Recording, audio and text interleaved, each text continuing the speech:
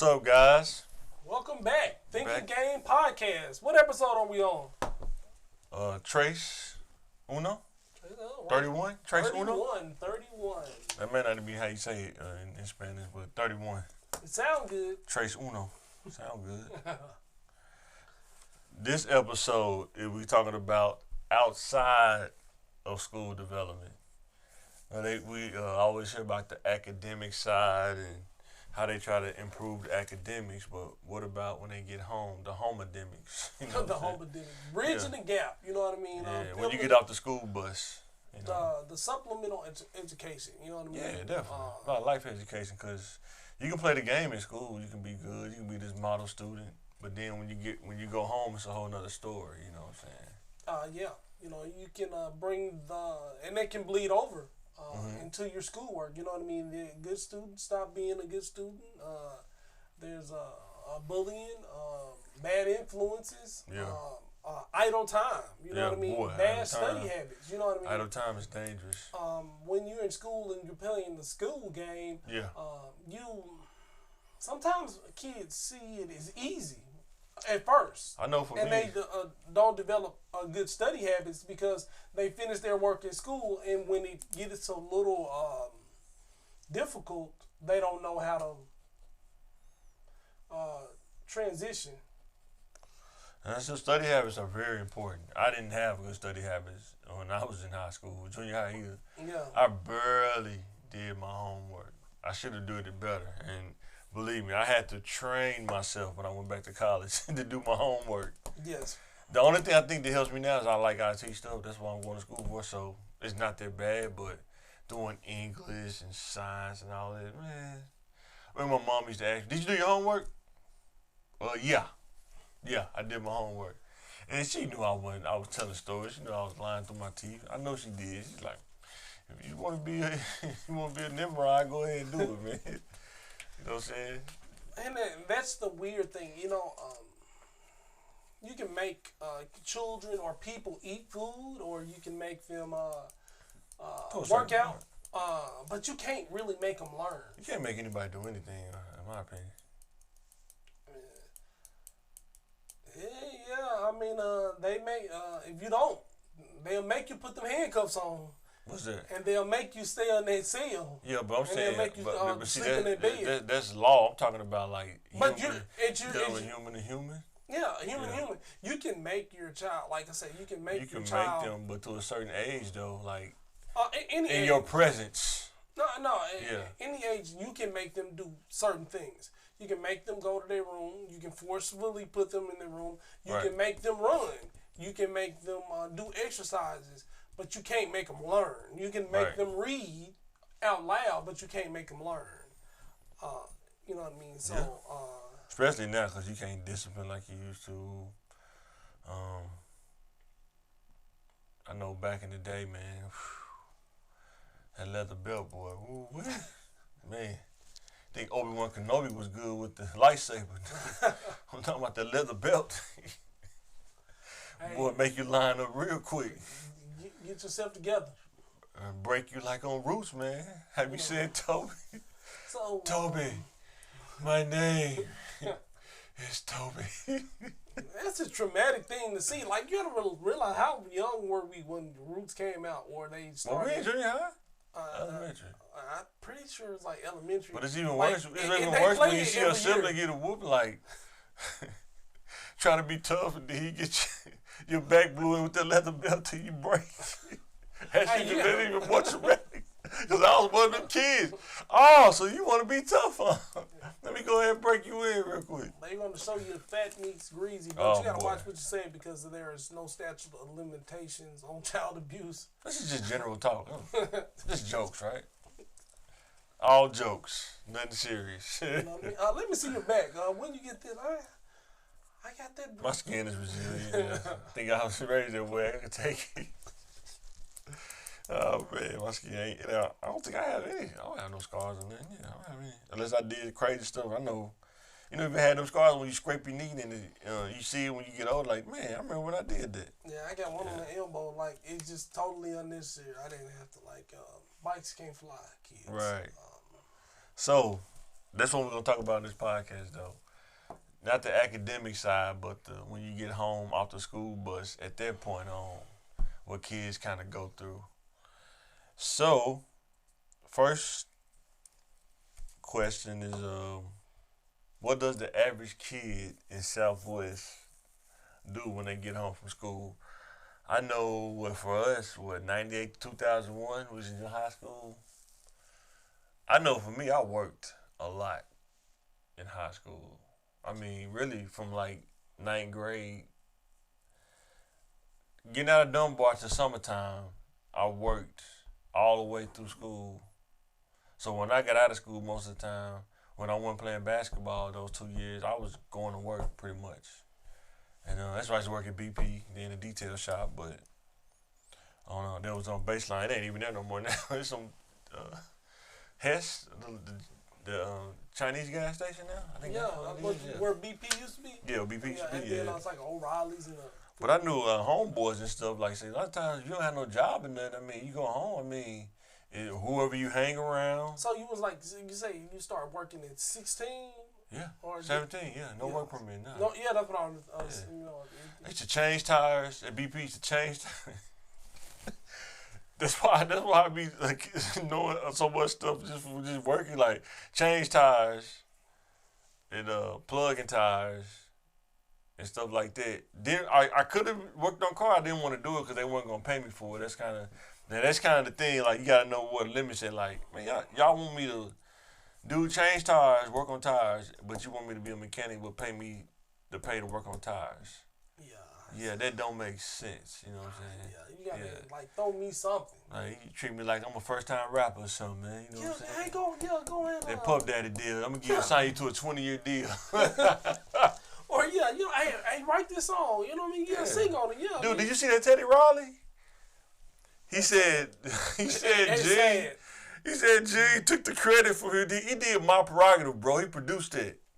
Gene wrote up the paperwork that he produced it. Took like probably, let's say it was 4 points. Gene probably took 3. He gave him 1 point on the credits, man. That's crazy, man.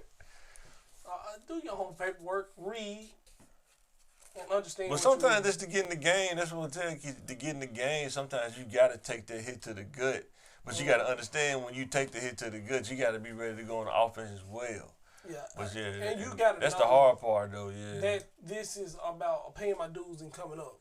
Cause it seems like everybody from that time got taken advantage of. Everybody, New Edition, guy. It's like when you TLC, start looking at, you know what I mean? Oh my God, and my baby face. He ain't so nice though. He's so nice. And that's the ones that get you. The crowd ones are so nice. I think it was 50 Cent that said the business game or the Oh yeah. It's worse than the street game. It's very much because it's more mental. It's ruthless, not physical. You know what I mean? We're gonna talk about that too. Somewhere, yeah. I might have a gun to you, and they might be nice, but they are robbing you still. At least I did it on paper. gun. They're robbing you on paper. Exactly. Because you can't read what the hey, language what's is. What's going on? I care about you. You know what I mean? I'm going to do your best interest. You know what I mean? And then like, why are you? Well, we're going to talk about that, the gray area. We're going to talk about that too. Wow. We don't understand what that gray area. So yeah, most kids though, you know, they if you don't have that structure, when you come home, you need to do your homework, you need to do this, this, and this. You kind of make your own structure. Most kids are not going to make their own structure. It's a very small percentage. They're going to say, you know what, I'm trying to get up out of here. I need to get my homework done. I need to get my academics right. I'm going to get up out of here. But those are like maybe the 2%. You know what I'm saying? And we're talking to you right. guys. It's the two ways. It both ways. As the parent and as the student. Yeah. Think about what you did. You know what I right. mean? When you came home from high school, junior high. Sega Genesis, boy. Woo-wee. And think about, you know what I mean, Super what your child is doing. You know what I mean? Right. You know, trying to make your money, going to work. You know what I mean? Especially providing single parent for and stuff. We're going to talk about some of that too. Yeah. But, you know, you still have the bridge gap, you know what I mean, with the education they're not learning at school. You know what I mean? You develop as a parent. And that's why we talked about that last time. We was talking about the commitment thing. Like, I just wanted to tell my young sisters, even their young brothers, there's some single dads out there. When you a single parent, you have to. It's so much exposed now. Like, it's like you had a hexagon around the kids, but now you the only person there. It goes from a hexagon to half of it now. So you can't cover everything as a single parent. It's dang near impossible to do it. Yeah. You can't. You really can't. I mean, you can talk to your kids and give them direction, but you just gotta really pray they make some good decisions when they're not in your presence. Because you gotta go to work. You gotta get paid the bills. Yeah, I mean, it's like being a goalie. You know what I mean? And the net is, you know what I mean, with when you have two parents, a good support system. Yeah. You got this big net, but you got like 4 or 5 goalies covering it. You know, sometimes there's a single parent without the support system. You imagine a soccer player standing in front of a goal, and their child is behind them, and the goal is huge. Huge. And you know what I mean? Sometimes we're in positions where 3 people kicking a ball at you, and the goal is big, and you can only protect your child from so much. You know, one ball at a time, basically, and people are trying to do things to them, and you know what I mean. You gotta train them to protect themselves. You know what I mean? As a grown man, I protect my own goal now. Right, exactly. And I protect my goal, and I still gotta protect my son's goal. Right. The balls and things going in and out, and that's just an analogy of. Right. So, and it kind of goes into this next question. What does it take to overcome the surroundings that you cannot control as a kid? So, when you think about surroundings, like you think about whether it's drugs or violence or chaos, or just dudes just sitting up drinking, man, you know what I'm saying? Sometimes it be that too, but drugs, violence, chaos, you know what I'm saying? You can even do, it's just drug, violence, chaos, right?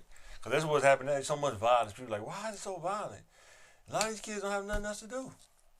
Like, and then people think the only way you can get a gun is go to the store now. I don't know, some people think they're like, no, you can get a gun just right. If you go look for it, you can find it. Yes. I just say that.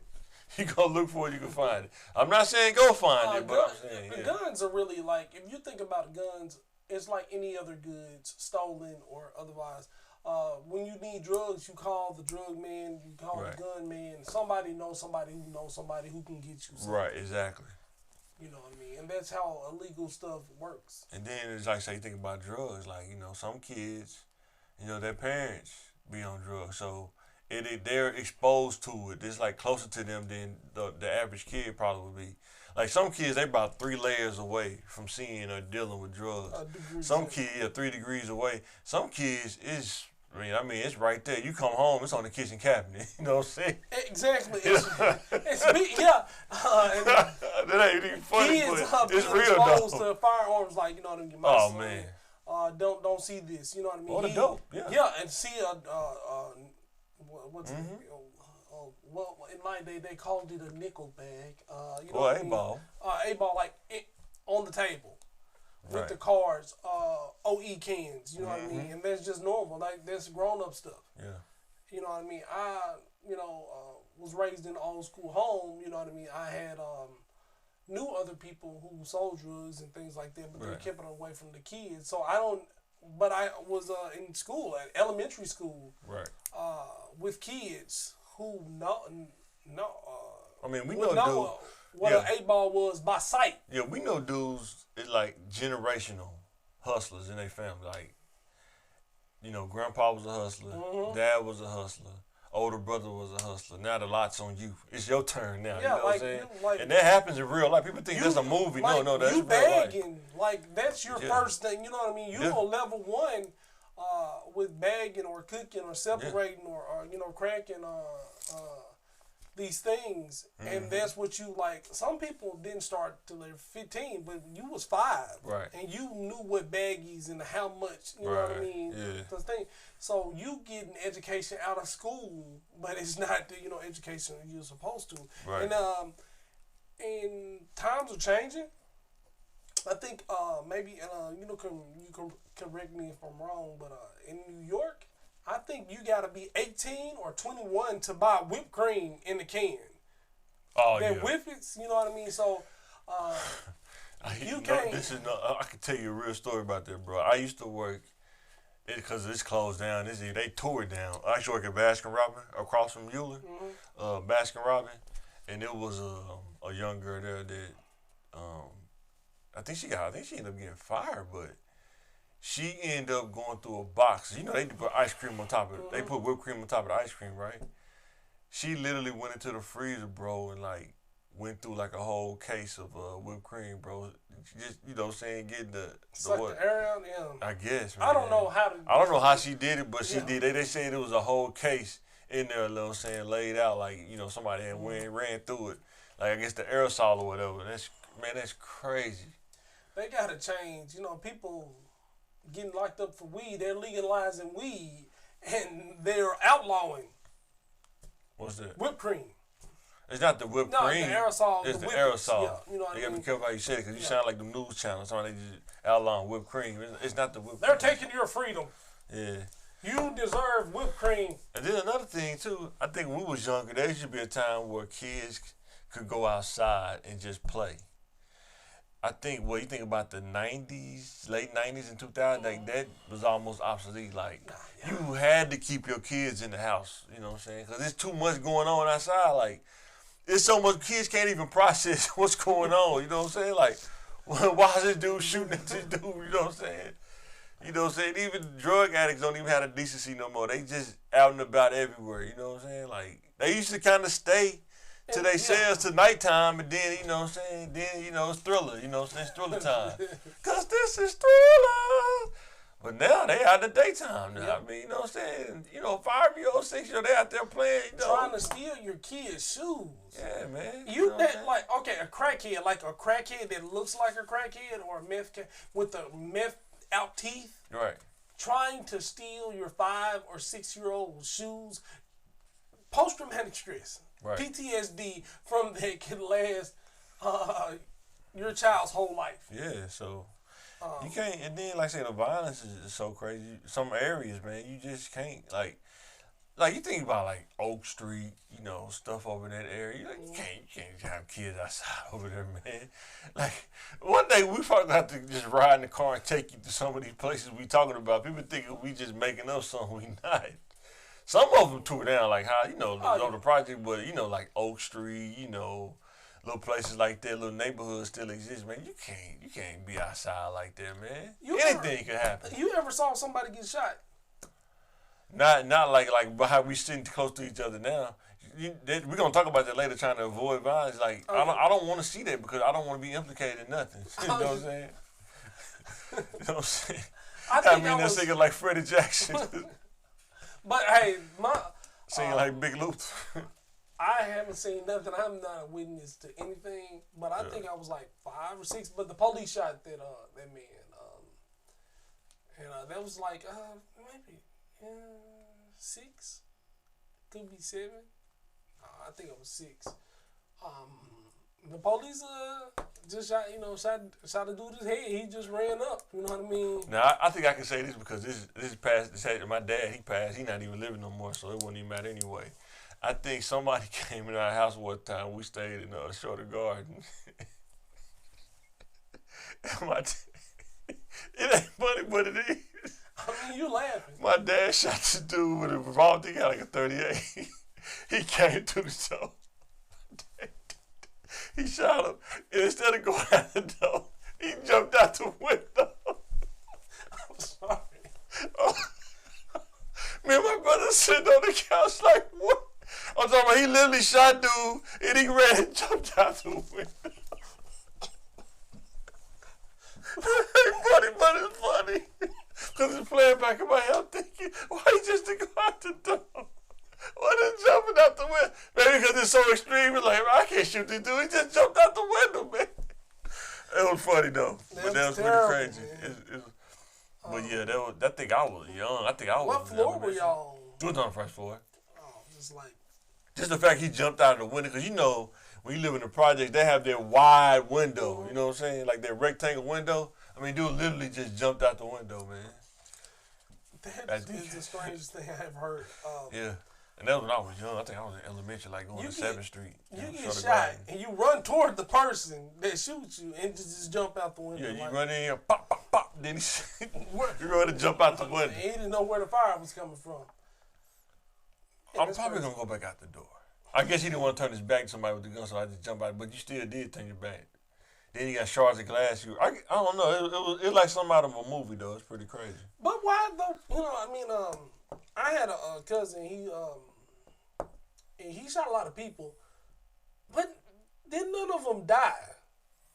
Yeah, that's tough because you don't know if they'll come back and get you. You know yeah, what I mean? and you know what I mean? Like, but I guess if you do it a certain person, he didn't die. I don't think he died. I know, like, because his body would have been, and that would have been a different story. Yeah. He know where y'all lived. He broke in your house. He got shot. You know what I mean? Every time he walked by your apartment, that's where I got shot at. Yeah. You know if he ever came back, I mean, you do the right stuff to people, they probably won't mess with you no more. Yeah. Like, you just play around, but yeah, you know, shoot somebody, especially they like, you know what, this dude probably could kill me, man, next time. I probably ain't gonna mess with dude, you know what I'm saying? I don't know. Yeah, I guess. My dad was pretty crazy. He was pretty crazy, man. My dad was pretty crazy dude, man. I tell you some more story, but he was pretty crazy, though. It's pretty funny. Oh, man. Then he was like a muscular kind of dude. He had the muscular build. I'm trying to think who was he built like.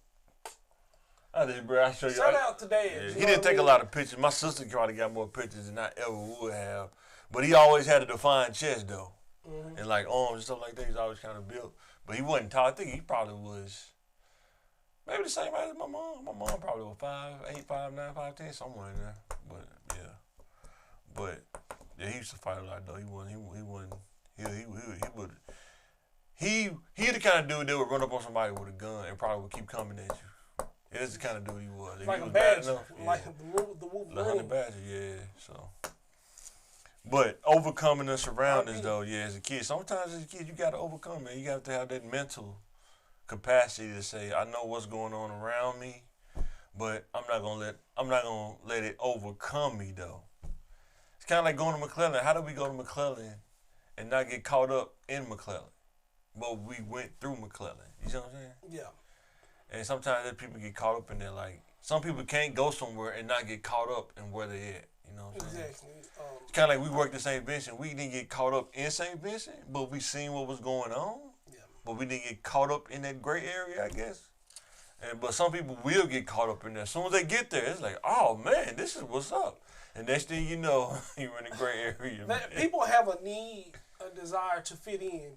Whatever food chain, pyramid, hierarchy that is going on around them, they want to be at the top where they want to fit in. Yeah. Whatever that looks like, they want to be in it. That's important.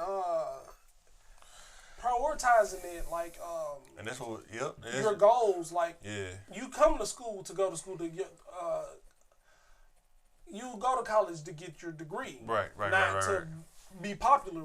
We're paying for this stuff. Like, have fun, but you gotta prioritize it. You know what I mean? You go to work to get your money. That's why. That's how it's supposed to go in a perfect world. You know exactly. No, it's fine. Go to school. Go to your activities. Make friends at work, but don't let that outweigh. See, here's the tough part, though, right? About working, especially like in hospitals.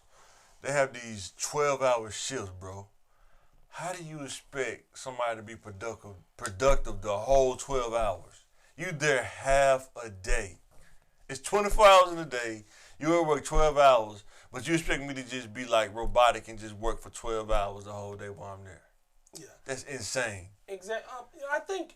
and some people do it, though. Some people do it. I'm just saying. But most people, we're going to be honest. You go to work for 12 hours. I know when I worked 12 hours at St. Vincent, are they going to really get a full 12 hours out of me? You know what I'm saying? I think it's about coverage at that point. You know what I mean? You're responsible for certain things. You don't have like a quota, like you're supposed to bang out whatever you're doing. You know what I mean? Like you're supposed to do 8 rooms an hour or whatever your thing. Yeah, no problem. You cover your patients. Right, and then what I'm saying, and that's I think that's kind of like the mindset how I used to beat stuff like that. They say 8 rooms an hour. I can do that in 30 minutes. So I got 30 minutes of free time. You know what I'm saying? To do what I want to do.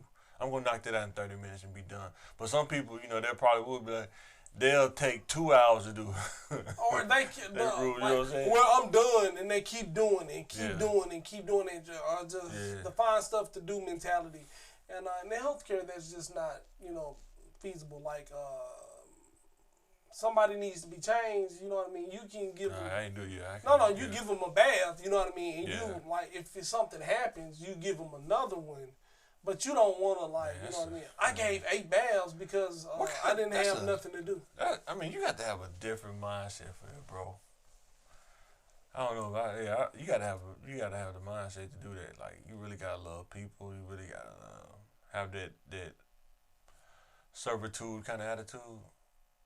Well, the best leaders are servers. That's true. You know.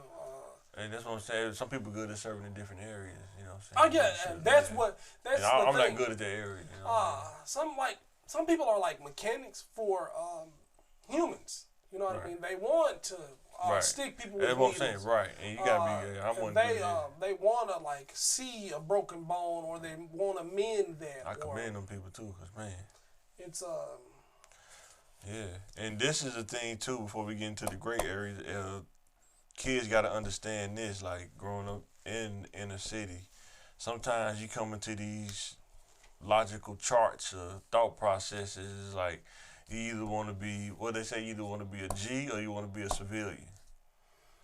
You know what I'm saying? You want to be a G, you got to take on everything that comes with being a G.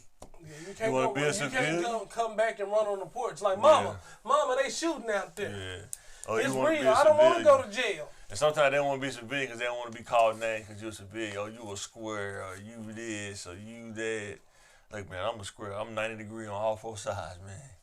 I don't want to do no crime, man. It's cool, like, in some spaces in your life, your neighborhood. Yeah. But if you grow up and grow out of that, you know what I mean? Having a felony you taking risks, though, yeah. Because sometimes, like, people don't realize, like, they're 50-50 kind of situations. You want to avoid as much of those situations as you can. What I mean by 50-50 is, like, if Jay is not into that, but I'm into that, but he come ride with me, he taking a 50-50 chance. Like, if Mike a hustler and he sell dope, and I'm finna ride in the car with him, I don't know if he got dope or not. He might not be selling dope. He might just be off. But he might have some dope in the trunk. He ain't even told me. But I still know he sell drugs. And if I ride with him, that's a 50-50 chance I'm taking now. And he's, I mean, he my friend, but he gonna take that charge. It's his dope. Yeah. Oh, man, he got it. Like, you know, he got it. It's under his seat. It's his. Like, man, this is your car, though. Yeah. You know, but, man, hey, man, take the charge. You ain't got no priors. You know, you can just take that one. Or I had a homeboy. He was from Texas, man. You know, he told me he got in the car with somebody. He thought dude was cool. He said they was riding. And he said, oh, they gonna do it right there. He said dude shot in the car. He didn't even get out the car. He shot dude through the windshield, like shooting at a dude through the windshield inside the car. Damn. Like, I think it was in 1911. So imagine how loud that is. Your ears just ring. Bow! Just one shot gonna ring. The second, if you do all 8 rounds inside the car. And that's the kind of stuff like the 50-50 stuff like, you know dude would do that, but you thinking, nah, he not gonna do that today because I'm riding with him. And then he see somebody and he letting it off in the car. He ain't got no D say, hey man, go ahead and get out, man. He just let that mug go on sight just by seeing him. And those kind of situations, like thinking about it, if you would have killed dude, now you're an accessory, you know what I'm saying? If they implicate you. You are a snitch or an accessory. So you go to the police. Which one you gonna do? I'm not even gonna be in a situation. No, I'm going home. You going to jail and you go home. You want to go to jail? You want to go home? Which one you want to do? You want to go to jail? You want to go home? I'm going home. And even if I do get caught, I fear for my life. I mean, if he will shoot somebody on site, I think I gotta get case. But it's the thing, don't you gotta get held before you go home though? You gotta go to a holding before you go home. No, that's when if you cooperate, then go to the holding cell. No. He shoots somebody. Yeah. He dropped me off. I'm getting out the car. I go home. That's why I'm going home. But he probably gonna say you was with him though. If he get caught and say I was with him, I'll tell what I recall. It was just so traumatic. It don't work. We know dudes like that. It don't work. You got to give up. It's the whole hog or nothing, baby. Oh man. Man, I don't recall. Boy. I just, I passed out. But you gotta be careful about them situations though. Who you hang around, cause something like that, it can happen just like that. I mean, a drop of a hat. You got to know who you're around. You got to know this person's X factor or a wild card or whatever. Because everybody got those kind of wild cards, you know. And as a parent, you, see your kids' friends. I was like, no. Yeah. That's the thing. Some parents, if you're a single parent, sometimes you don't even have time to sit there because you going to work and coming home. You know what I'm saying? And you just got to hope your kid make good decisions, not get, involved in those situations. Or, you come home from school, they meeting up, they're having a debate on how to successfully rob a bank. I mean, people don't realize, it be kids that have these kind of discussions. Like, you need to do this. If we do it in this amount of time, we'll get away. You know what I'm saying? It's like, dude, it don't even make sense. What are you basing what are they basing these facts on? Movie or somebody. Sometimes they see people that they knew. But what always happened is they get greedy. They'll go do it. We've seen this many times. People that went to McClellan, they went to school with us. They'll do it. They get greedy. They go do it again. And like, let's do it one more time. And then one more time. Get them every time. That last time get you. And then the one person that get caught snitched on everybody. Man, they got us, man. Come out, man. It's like that. Girlfriends, too. Like, oh, yeah, I'm just going to have relations with them one more time. Now, y'all got a baby.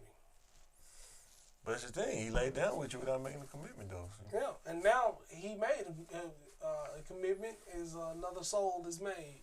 What commitment did he make? His DNA. To the child support office? No, yeah, exactly. Yeah. And that person is alive. You know what I mean? So he deposited some DNA and it kept growing. Yeah. Because I'm telling you, the more kids you have, the less money you go. Oh, yeah, man, you gotta be creative with making money, man. You gotta. Man, I can tell you this story for a fact. My dad had 9 kids, 2 by my mom, and then kids by other women. Probably child support on all of us. Dude, any job he touched, any check he touched probably was gone. He would always work like manpower, contractor jobs, man. Probably try to get cash or something. Any check he touched was gone. Probably could get enough just brother to buy some tissue from Dollar General, if that. I can only imagine. Man, so, dude, I'm telling you, man, be careful out there, man. Out there rolling the dice, pulling the slot machine, man. It's fun pulling that level. Out there living on prayers, boy. You find out, boy, be the final countdown, man. Talking about every check you get, you can't go to no job. Anything touch your Social Security number, it's done. It's gone. Yeah. You can kiss it goodbye. Every time you fill a W-4 out. Kiss it goodbye. Here, sir, I need your signature. Now, the next topic. Now, this is what a lot of people probably don't like talking about. But this is real from old, youth, young, the gray area. Living in the gray area. How dangerous it is living in the gray area. There's black, there's white, and then there's gray. Because, Leroy used to tell me, he's like, dude, you either in or you out. I can't never get you in the middle. You either in or you out. You either 0 or 100. Yeah. And I told the gray area, I understand the gray area. How the gray area is one of them areas, man. It's no rules. It's like the wild. It's like the jungle, man. Only the strong survive. And even the strong sometimes get weary in the gray area. It'll weigh you down, man. But you strong, you get outsmarted. You know what I mean? And then them smart people get busted out. They busted out. Like, you know what I mean? Man. You had the master plan, but then somebody stronger operating in the gray area. It's just like single, married, dating, gray area. All that is not fair. Nah. No guarantees. You know what I'm saying? Skills, and everybody's skills not the same. No, and the thing that I think that people mess up in the gray area is, from my experience from being young and operating in that dating gray areas, you try to bring your standards into something where there is no standards. There's no rules. It's like you're coming into the forest and saying you're not supposed to hunt me, but you're in the forest. You know what I'm saying? You have expectations are crazy. You know what I'm saying? Like sometimes it's so weird. You're going into the forest. Yeah. Trying to open a checking account. Yeah. That's not where you like in the wolf. Like, man. Look. Hey. They trying to make a deposit. It's just that weird. Because people are looking for different things. People are trying to get different things out of you. They will, yeah, definitely. You worried about like him getting your body, and he's after your money. Right, exactly. Or he's after your kids. Yeah, that's true. You know what I mean?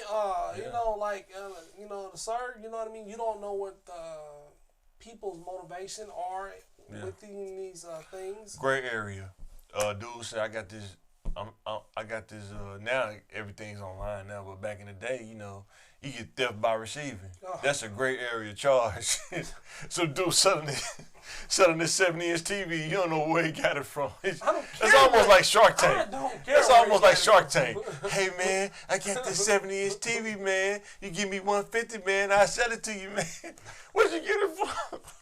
Don't worry about that, man. Do you want the TV or not? It fell off the back of the truck, man. Yeah, you know what I'm saying? That's good enough. That's gray area stuff right there.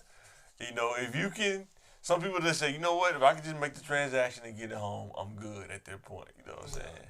Meet me. But you know, you it's that chance that it's an undercover or somebody selling you that TV. Next thing you know, theft by receiving. I don't remember if you remember. You probably do, because I didn't live over there, but I heard about it. It was a train that stopped over there on 65th. It's like Gum Springs in the area. Back by Benny Creek Park. They said it was like taking the Jordans out of there, and they was in there playing around in the cars and everything. See, that's gray area stuff right there. You come across that stuff in the neighborhood, it's always some gray area stuff to get into like that. Yeah. It's not violent. It's not. It is criminal, but ain't nobody there to hold you to the criminal side, and then it's just gray area. We're not going to take nothing. We just going to go in there and sit in the car, because these some cool cars. We just going to go in there and sit in there. gray area stuff. You still trespassing, criminal trespassing at the end of the day. You know what I'm saying? The dude used to sell the Jordans back then, so they stole them off a train. So that was the room. They used to know what trains to get them off of, and you get the Jordan 11s early for everybody else. That's gray area stuff, man. Man, there's stories. It's like life was an adventure. Even in jobs, right? We talked about the 12 hours, right? Mm-hmm. The gray area. You think like, you know, you get a job working 12 hours. Are they really going to get the whole 12 hours out of it, you know? Like you clock in, you go, you know, you paint the facade, you know. You know, old people used to say, you know, I didn't understand when I was younger. They used to say, are you working hard or are you working smart? You know what I'm saying? Work harder. When you're young, you think you're working hard. Work smarter, not harder. Yeah. Hard at work or hardly working. Exactly. You know what I'm saying? And like I said, the hospital was so big, man. I mean, unless you just had one of those managers, man. I mean, dude, it was like free roam, man. It was unreal, man. But some people just don't think like that, I guess. But and then, well, people called us lazy or we weren't working. you take care of your business first. You know what I mean? You take care of your patients. Efficiency, you do this. yeah. You know what I mean? You learn how to do that, and then you can do what I do. Like, you know what I mean? I worked. I already got all my ducks in a row. You know what I mean? You trying to play,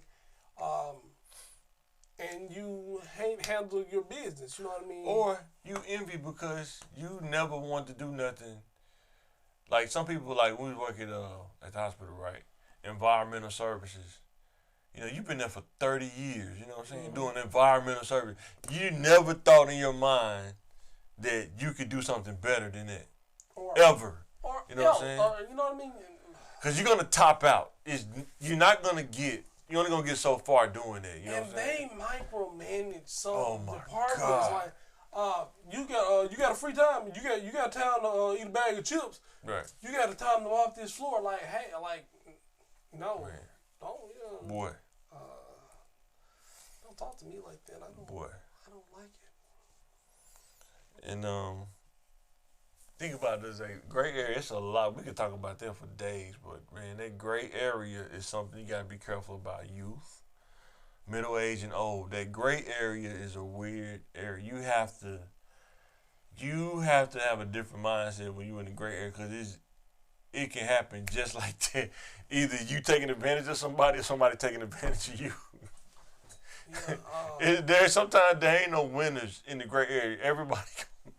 Everybody gonna get nicked, man. You know what I mean? It's kind of like in football when the ball fumble and they all pile up and you can't see. You see 300-pound dudes on top of each other, and you see them tighten up. You see everybody clenching up. That's gray area stuff. Now, our next topic is you probably hear this a lot on them little news channels. Resources, access to resources. Access to resources. What does the average household look like in the inner city when it comes to resources, right? The average household, like, you know, I don't think people really, it's a tough topic to talk about because it probably touched a lot of people that we know. But, man, the average household is pretty tough, man, because so most average, Starbucks every morning, Curious. Not the average household, no. So what is that like? That's not average. Average household is like King Vitamins, man. Keep like cold cereal. You know what I mean? Not Fruit Loops, Fruity Rings.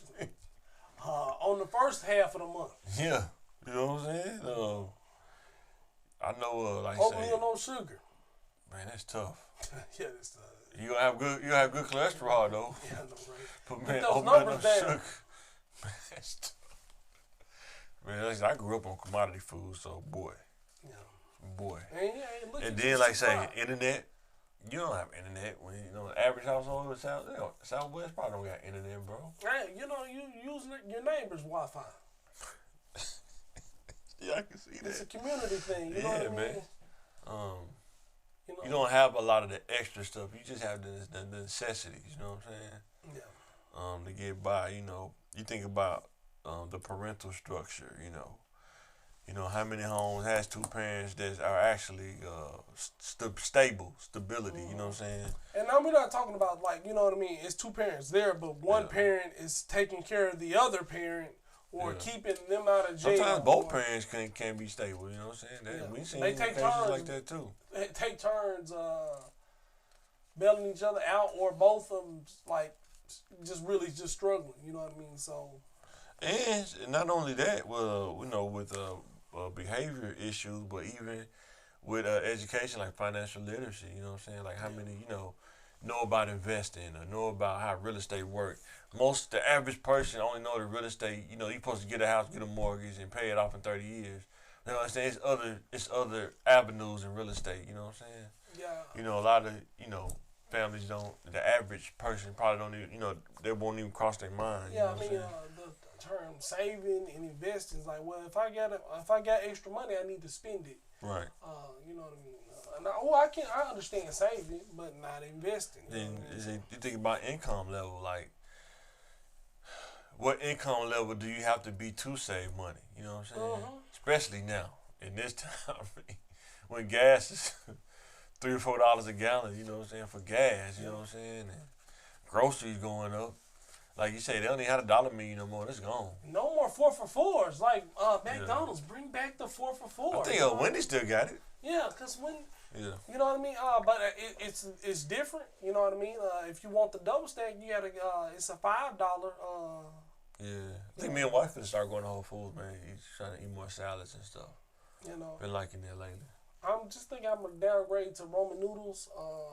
You know, ramen noodles actually not bad. It's just the sodium, man. I do have too much water. You know, I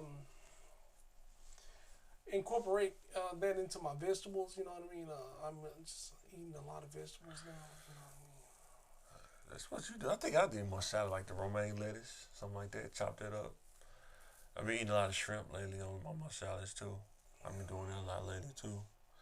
Well, with income level though, you can't buy that kind of stuff. But if you don't get your income level, I mean, they get the artificial shrimp, right? Still, you took looking at like $20, man. You can get, you know, how much bread and, you know, sandwich meat you can get. Yeah. Instead of just one bag of shrimp that may last you 2 days. I mean, when you got income level, you got to think about that kind of stuff. You got to pick 5 every time, whatever the pick 5 is. Dude, have you been to the food giant on Cantrell? No. Dude, you know the food giant in Southwest, right? Yeah. The pick 5, man, meat, like they just killed the animal or something like that. Did y'all just shoot the animal or something? Skin all yellow? Like had cancer or something. Go to the one on cancer, man. Meat all packaged nice. It's all everything, you know, all organized. It's like the one in Southwest, they just throw the stuff in the middle of the little freezer. Just throw it in there, man. Just pick something. Just pick 5. Just pick something. You know what I'm saying? But it's when they come level. You're Southwest, you probably can't drive all the way over to Cantrell, man, because of the gas. So that's the only thing you can really kind of get access to, you know what I'm saying? That's income level gives you access to different things, you know what I'm saying, that you can even think about. Like Whole Foods, like, actually Whole Foods really not that much more expensive than Food Giant, though, when I went in there. But you have to drive over, because this is all the way over there by Best Buy, you know what I'm saying, on Chanel, so. Influences of household that can affect those educational resources. You know if you don't have scholar parents, you know what I'm saying, they're scholars. How can I expect a kid to want to be a scholar if they don't have that influence?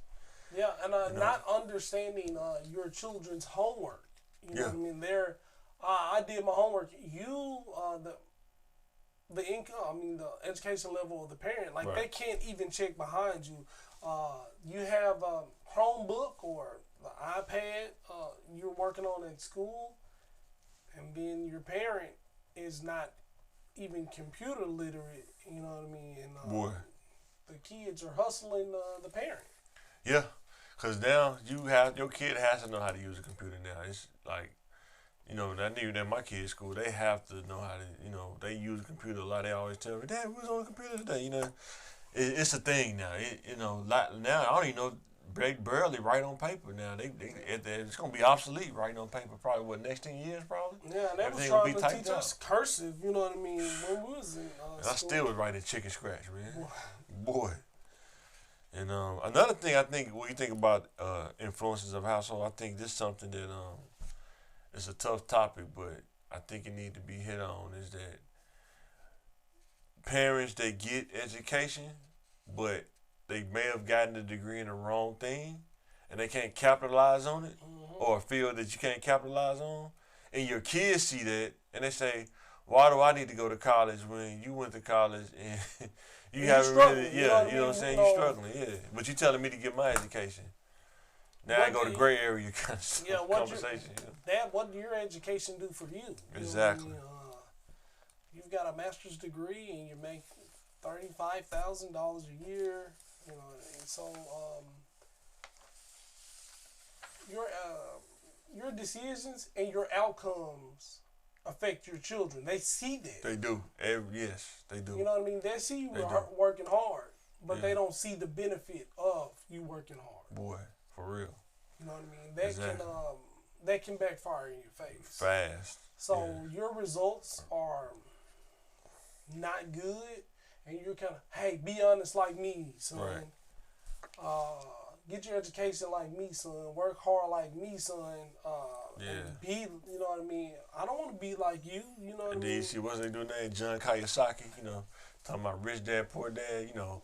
My poor dad, you know, he tells me to be honest, be honest and be nice. Then my rich dad tells me, you go out there and get everything. You be a go out there and make it happen. You said ice to Eskimo. You choose you first, you know what I mean? Exactly. And then you got a parent say, hey man, give to the needy. Give like I am the needy. Yeah, exactly. You know what I mean? Hey, you wanna, you know what I mean? Go above, you know, you gotta make sure. But you know, most rich people or some cultures, they say that you should fill your cup up and overflow before you help others, because you're not able to help others if your cup is not overflowing, though. Yeah. But sometimes we don't think religion, that as a culture. You know what I mean? Religion teaches us, you know what I mean? You don't have to give. You know what I mean? So, and be But nice. there's other ways you can give, though, with religion. No, I mean, of course. But sometimes some people just don't have a broad enough, they don't have a broad enough interpretation of it. They just take stuff so literal, you know what I'm saying? You know, but if I love the Lord, I will give my last. And it's like, you know what I mean? Some people just try to find a way out. No, the minimum is 10%, but I wanted to give the max. So if I give more and I'm a cheerful giver and I give 90% of my income, God gonna open up the windows of heaven and pour in something like, you know what I mean? It's not like a gold making machine. You don't give God, you know what I mean, 50,000, and it's like what's that? A multi-level marketing. You know, God or religion ain't like that. You give the church $50, and they come back and give you 500. God don't like work like He could, you know what I mean. God couldn't give you $500, you know what I mean. But a lot of people see that as a miracle pot. If I keep putting the seed of $500 in there, I'm gonna trust God and not pay my rent, and I'm gonna give that money, and He's gonna bless me. Well, He did bless you with the money. Was that, you think that's gray area thinking? I mean, I don't know. I can. Cause that's the thing we talked about earlier. Like, can't like going to McClellan but not getting caught up in McClellan. Yes, sir. You know, it's kind of like going through the sewer system, but the doo-doo don't stick to you. You just kind of glide through it, but it don't stick to you. You just still come out clean. You know what I mean? But you can't. Yeah. So. Can you do that? But some people can't. You know what I'm saying? Some people can't. So, to each his own. After school activities. Where those go? I mean, are they still active? After school activities? Yeah, I think they are. With resources and stuff? But as a parent, are you just going to drop your kid off, or are you going to be able to watch them? Do you have time? Do you have the money to send them to basketball camp or summer camp, astronaut camp, space camp?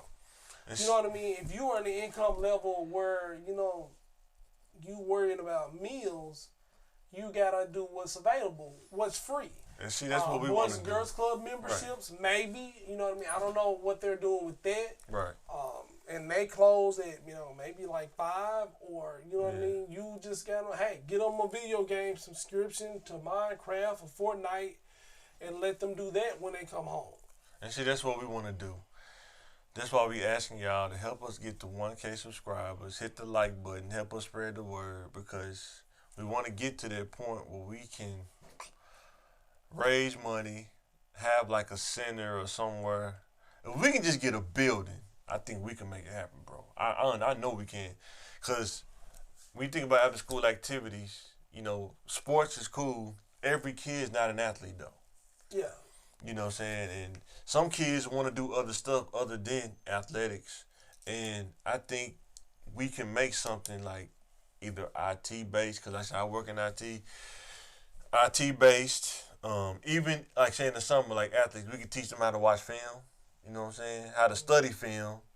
Not just lift weights and stuff, but study film in the summer too. Have a cerebral aspect, because you can be athletic all you want, but when you start developing that cerebral pattern, understanding the game, now you're going to a whole nother level. You know what I'm saying? You think about, like, say, watching Devontae Adams and Darwin Williams. You know what I'm saying? Yeah. Like, it's levels to thinking. It's the gray area in the middle, and it's the black and white. Yeah, you see, the black white, he actually covered him pretty good. Yeah, it was really but when he did that little move stutter, he put him in the gray area now. Yeah. And now you got to think: am I gonna try to cover this? Is he gonna run an in route, out route, or am I just gonna knock him down and get a? That's the gray area right there, right? I'm gonna maul him, knock him down, pass interference, and start over. You know what I'm saying? We'll do it again. We'll do it again. Times. Yeah. Let's see how many times you can do that. And then, you know what I'm saying? You can't teach speed, right? But you can teach footwork, technique. Yeah. You know fundamentals, yeah, exactly. That one, you know what I mean. And sometimes then when you add speed to it, because that's the thing too with Devontae Adams. Can you get that close to him before you make the move to maul him? Because then you're going to look even crazy because you try to go for the maul, now you on the ground and he wide open by himself. Boy. You watching the play in a big screen just like we are. Yeah, but that's what we want to do. We eventually, we get our weight up. We want to make something for kids to come to and do those kind of things like IT stuff. Like I say, teaching them how to use Adobe, make graphics or something. Skill based, you know what I mean? Throw some kids in the room with routers and switches and computers and say, make it all talk to each other. Make that work. You know what I'm saying? Yeah. Because all kids, like I say, my kids don't want to play basketball and football all the time. Some kids do, some kids don't. Just balance. You know what I mean? Balance, just being, balance and, finding a passion. And sometimes the kids only know what they're exposed to. That's true. Really, definitely. That's what we want to change. Adults, too. Yeah. They don't know these things exist. Because if you let a kid play around in programming while they're young, and they just doing it just for fun, just playing around, if they stick to programming and then do that as they get old, they're gonna be a beast. Like for me, I think about like now, man, I'm like 39 doing web development. If I would have been doing that when I was 19, with idle time, just playing around doing that, man, what? And that's the kind of stuff I was trying to get the kids, like expose them early that want to be exposed. You can't make nobody want to do it, but the kids that want to be exposed, we can expose them to those kind of things. Also, before you even get into that, learn how to communicate, have that confidence to communicate what you're doing, learn how to talk. Because that's one of the things, you got to learn before you even get into the field. You got to learn how to communicate. You need to learn how to play in that perception game, because it's a whole other game, man. You know what I'm saying? Yeah, exactly. And especially as a minority male, you know what I'm saying? It's a whole other game. It's a mental game. You know what I'm saying? That you got to be willing to play in order to get to the next level. You know what I'm saying? Exactly. And kids and adults, people and kids do things they want to do. Right. Better. They're more encouraged, inclined, definitely motivated to do those things. Yeah, for sure. You know what I mean? They come in the center, or they come into school when it's subjects they want. They're generally curious about. Right. It's a whole different attitude. Like if you ever a kid or an adult reading a book, if they are interested in what they're reading, they will breeze through it. And they want to talk to you about it, tell you about it. You know what I mean? Whether there's a comic book or hairstyles or cooking or history, they want to talk to you. Like, hey, look, this hey, that was really cool. Look, this. If it's something they don't want to read, you can see it in their face. It's torture. They read it twice, but they were not retaining what they read. They're just calling words on a page, and you just can see the difference. I wish that wasn't true. Right. But we got to look at ourselves, and it's true. Yeah. It's so hard to read large amounts of stuff that you don't want to read. Right. You know what I mean? But that's true. It flies by when you do. So if we can expose children, the IT portion, the trade portion, the hands-on portion. Yeah. Just every option you can think of when you graduate high school. It's something for everybody. Everybody don't have to do the same thing. See what sticks. We don't throw all the rocks against the wall. Like imagine if we got 5 kids or a group of kids and they like construction. So that's a broad picture, construction, right? Imagine, you get some kids and say, you be a carpenter, you be a painter, you do concrete, and you do roofing. Now you got, electrician. Now you can build subdivision. You got somebody to do everything. IT, you get a group of kids. You go to school for programming. You go to school for networking. you go to school for what's it? Hold on, it's system servers and systems, and then you know what I'm saying, you go to school for help desk. Now you got a whole IT team. You know what I'm saying? That's the kind of stuff we need to be teaching our youth, stuff like that. You know what I'm saying? Instead of shoot 'em up, bang bang on TikTok and stuff like that. And that goes to our next topic: exposure to violence. Can violence be avoided? Can violence be avoided? Yes, but throughout history, nobody has been able to crack that code. We've been having war since we had people. I'm talking about with violence, like No, I mean, but it starts shooting somebody because they stole you $10. Yeah, like, I understand wars and stuff. No, but it starts on that level, right? Yeah, exactly. Because like we didn't have nuclear bombs or tanks at the beginning. We just had the dude over there who had a better sheepskin pelt, right? And we wanted that. He had the better woman, and they had the better grazing land. So it started like that. I'm talking about the inner city though. Can violence be avoided?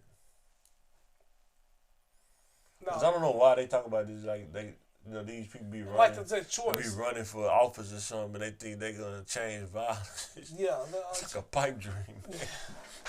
No, it can't. Nobody says I'm going to get robbed today. No. Or I don't want to see a robbery. Or, exactly. No. But I'm saying like a murder, murder or something like that. I'm not gonna run out of food. Nobody says he's going to disrespect me and I'm going to kill him. Right. Theoretically, yes. Everybody makes the right choices, black and white. I know, right? Yeah. You know what I mean? Everybody chooses good and chooses peace. Just think about bad decisions. It ain't racist. Bad decisions not racist. Bad choices not racist. Yeah. Anybody can make a bad choice and bad decision. I know I done made bad choices and bad decisions. And they no income problem. based either. So. No, exactly. But yeah, it depends on the situations you're in, the circumstances. That's why you got to be careful about where you put yourself at. Because sometimes you get in certain situations, all hats are off. It's too late at that point, you know what I'm saying? Like, you know what I'm saying? I'm pretty sure we done heard dudes, and we're living in the gates. You go to do a drug deal, you don't know what these dudes is. Next thing you know, they pull their gun out, you pull your gun out, all hats off. Yes. You know what I'm saying? I want to go home. You know what I'm saying? Even though it may be for a little bit, because I'm probably going to go to jail, but I'm going home. I'm going to live out of this. Yeah, you got to make it out. You got to make that choice just like that. Out the gates. You know what I mean? That's your mission right now. And the best way is not to get in those situations, because it can happen just like that. You say, dude, I got to go home, man. I got to survive this. But in order to survive this, somebody else not going to survive. That's a tough situation to be in. You don't want to be in those kind of situations. You know what I'm saying? Because the other person may be thinking that now you in a shootout. You know what I'm saying? People watch shootouts on TV, man, but in real life, shootouts, the noise. Then you think about, somebody shooting a gun, they're talking about shooting a chopper 100 rounds. You think 100 rounds go by fast? That's the longest, probably 5 minutes of your life. Yeah, and And that's fully automatic still. It seems like it lasts for a long time. Somebody shooting at you like that. Just 30 rounds it seems like it lasts a long time. Getting shot at, you know what I mean, versus hearing shots, it's different. Like somebody shooting the air, or they shooting away from you. You know what I mean? You walk or run to the car, but when like a bullet hits, and you hear the ricochets, hit the car next to you, it's a different feeling. Yeah. You know what I mean? Like, are you gonna run, or are you just gonna, you gonna freeze up? Yeah. Stay still, or arguing with somebody got a gun? Boy, it's like it's a weird feeling. You right. know what I mean? Or like, you know what I mean, seeing somebody pull a gun on you, or like pull it out their pants. You know what I mean? Yeah. And they talking to you like, well, you right. Whatever you got the gun. Whatever you say is right. Right. I'm just got to get out of here. And then this is definitely for the youth. Dudes be thinking they ready for the streets, or they make that choice to be a G. Some stuff you do in the streets, it don't go away. Some beef, man, you can't cook it enough, can't be prepared enough. It's gonna always be there. You know what I'm saying? And sometimes young people, they do stuff and they think they can breathe now. You know, it's over. And that'll be the time when you run into the dude you did dirt to. Or he his finna family, take your life. or their family members. Yeah. Like, you know, like, man, that old beef, you know what I mean? Now you going to church, you know what I mean? And they cousins still don't like, you know, he used to, he messed with dude girl, or or, you know, he fought dude. Dude shot at me. I'm going to take his life. He shot at me. I'm going to take his life. Yeah. But, you know, man, hey, man, he a deacon now, man. Okay. He still shot at me, though. That's how some dudes think. They say, dude shot at me. Man, he was 17, man. He 43. Me, man. Some dudes don't let stuff go, man. Streets is crazy, man. Like, man, you got 3 kids now. Yeah. You know what I mean? Nah, man, I can't let that ride. And that's our next is nothing is worth their freedom, man. Nothing, man, is worth their freedom, man. That's why you don't want to get in those situations, because sometimes it's easy to say that, but when you doing crazy stuff, that gray area stuff, and then you get in those situations where all hats are off and you got to make a choice. Yeah. You want to go home. that's a man. And you at that point, you're totally separate from this question. Nothing's worth their freedom or that statement, because you in a situation now where it's, you know, it's sink or swim. Them tough situations to be in, man. And sometimes your mouth gets you in situations like that. Oh, my God. You know what I mean? Yeah, it was just words. Not following direction. It was just words on the internet first. They should tell us, we're looking at BP, dude, don't go on Right Avenue tonight. Just don't go over there. We know y'all like going over. Don't go over there tonight. All right, hey, ain't no issue, no problem. And guess what? You go over there, you never know what might happen, man. You might be on the news, man. You got to be careful, man. You got to follow directions sometimes. Some neighborhoods you don't go to. Man, I'm gonna park real close. I got a good spot. Yeah. That's the last spot. Yeah, you can't bag up or nothing. It's going off, and you got to hope you don't get hit in the crossfire, man. Because sometimes this stuff pop off, man. Like, you know, sometimes, like, just by living in Westgate, somebody might associate you with, if Westgate's got a beef with somebody, hey, man, you might not even be a part of it just because you live there, you know what I'm saying? And you got to be careful, you know what I'm saying? Known for another thing, too. And, you know, revenge. Oh, my God. And no enemy is worth your freedom either. You ain't lying. Until you've been, had the drop on your enemy, and, you know, you can do whatever. Boy. And you just, like, think about it, like, man, what is this worth? Like, you know what I mean?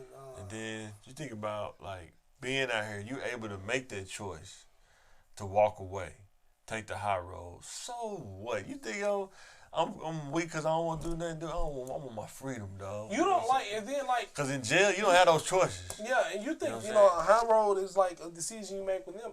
You get the drop on. Like, what are you gonna do? Right. Exactly. You know what I mean? You think, oh man, ain't no weaknesses, ain't blah blah blah, and I can do this and this. Think so? Yeah. It ain't.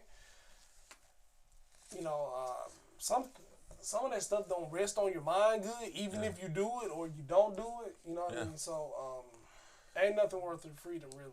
And the youth, please think about this. Like, you know, they talking about in college, right? The community showers and stuff like that.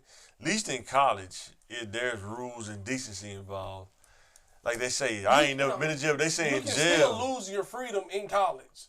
Your freedom, like, you can still lose your freedom. Oh, definitely, but if you're in jail, you lost your freedom already. And then you're around, like, in college, they got shower curtains and they have separate showers. They said on documentaries in some jails, it's just shower heads and it's just dudes in the shower. It could be 30 dudes in the shower, man. You don't know. Grown men, different personalities. Totally gray area, man. Totally gray area. Man, you ever had to fight somebody naked? Boy. Flow wet. Then they'll say you slip and fall, but man. Yeah, that's crazy to fight somebody naked. Can't even imagine. That's crazy, man. And you gotta win. You don't want to lose, man. That's pretty crazy. Some kids don't realize that. And then you go to jail you don't even want to go to jail for 2 years. Let alone 20 years. You don't want to go to jail for one night. Right, you go to jail for 2 years, you might not even make it out. You can be trying to get killed in 2 years, you know what I'm saying? Get stabbed up the first week, you know what I'm saying? Yeah, and people,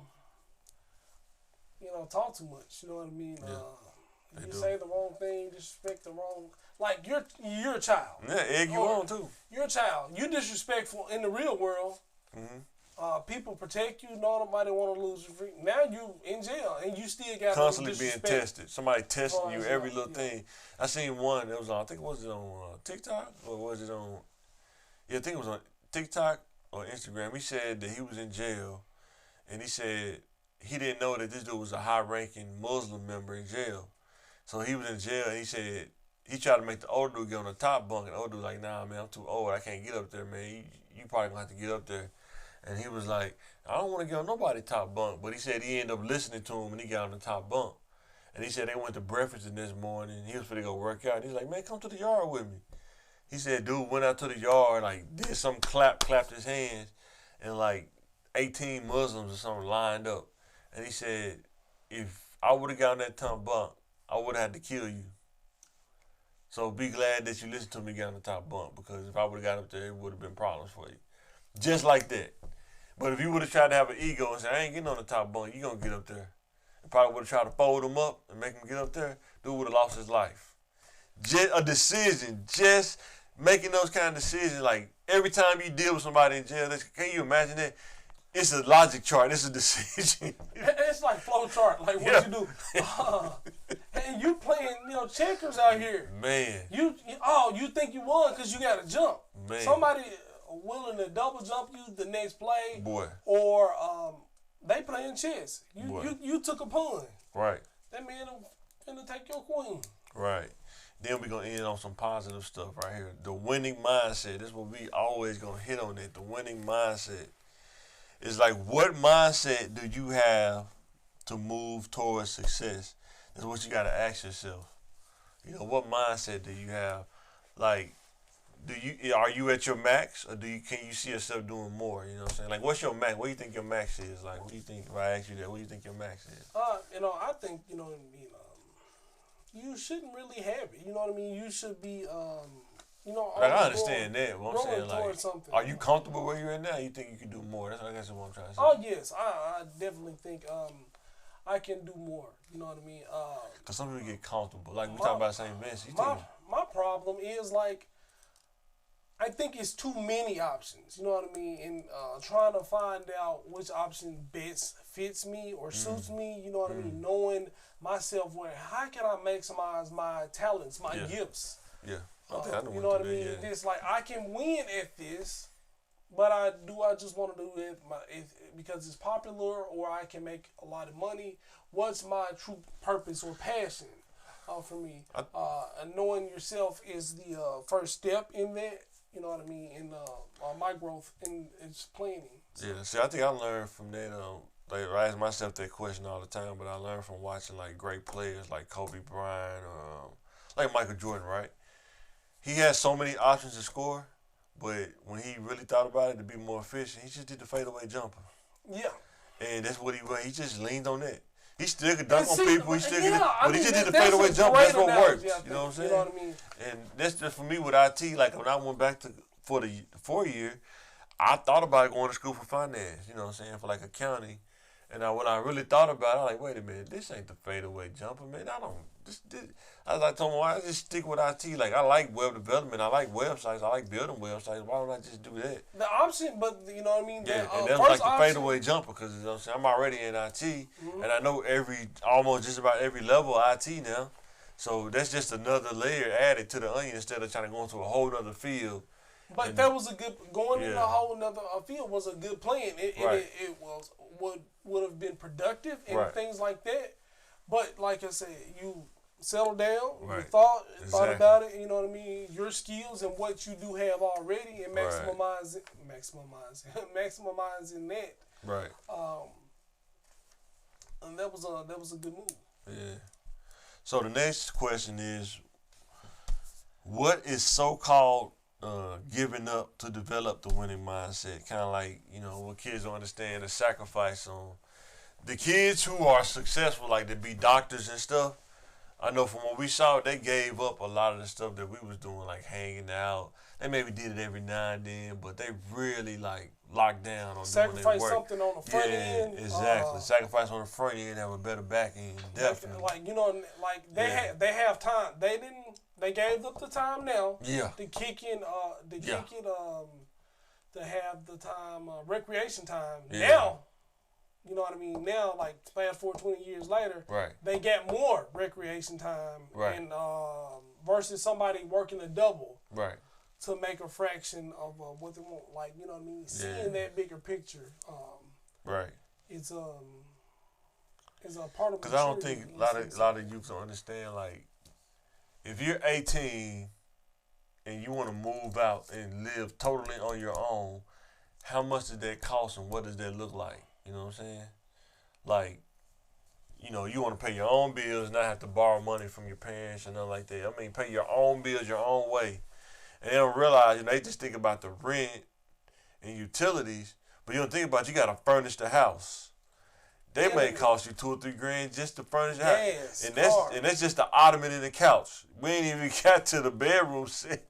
It's just the ottoman and the couch. It looks like an air mattress to me. Man, just getting towels, like the little simple stuff costs money. Silverware costs money, you know what I'm saying?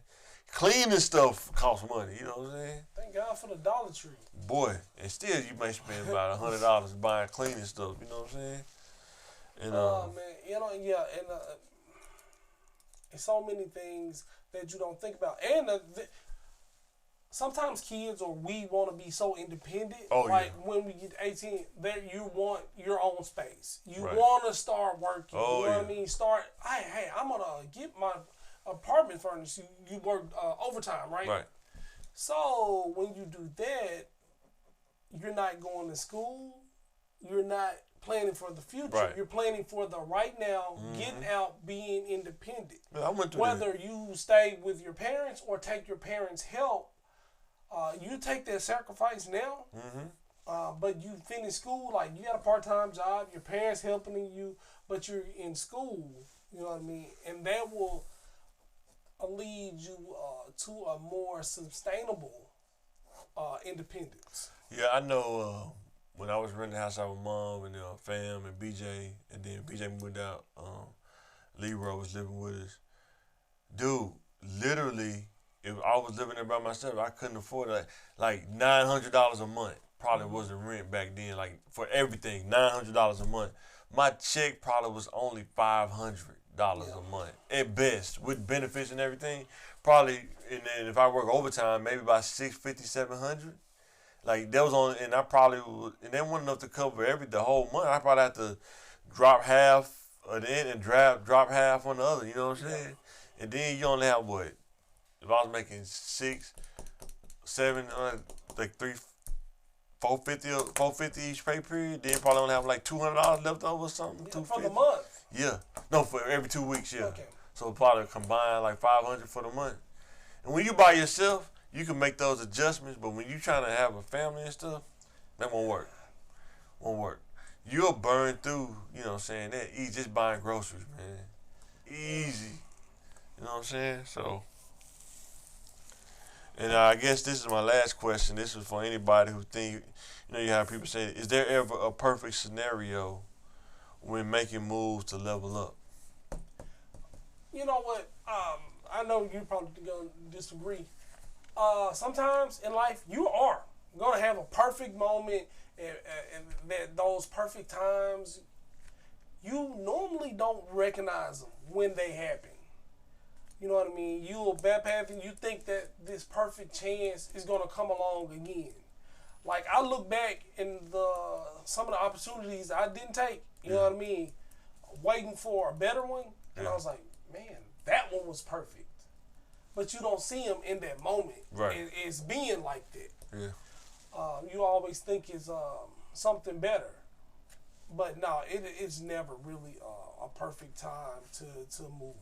No. You never gonna get these ducks in a row. Sometimes are better than others, like I said, but no, like perfect. Like it's.